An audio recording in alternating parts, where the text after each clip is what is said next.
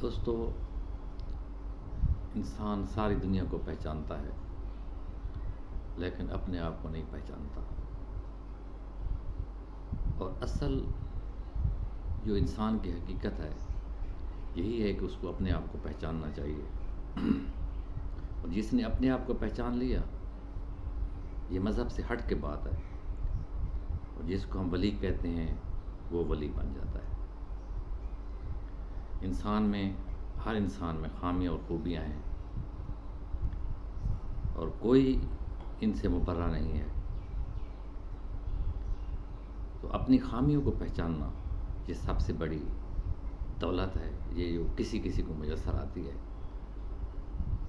تو سقراط کے بارے میں جو بہت بڑا فلاسفر تھا،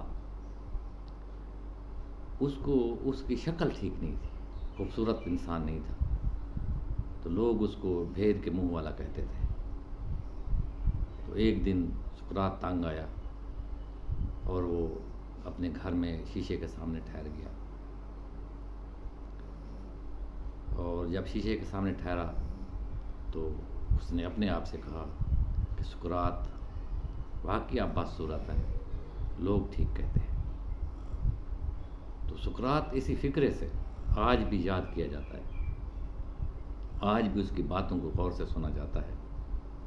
تو دوستو، وزڈم کی جو شروعات ہے وہ اپنے فلسفی کی جو شروعات ہے وہ یہاں سے شروع ہوتی ہے کہ اپنے آپ کو انسان پہچان جائے۔ تو کوشش کریں کہ دوسروں کو پہچاننے کی بجائے اپنے آپ کو پہچاننے کی کوشش کریں۔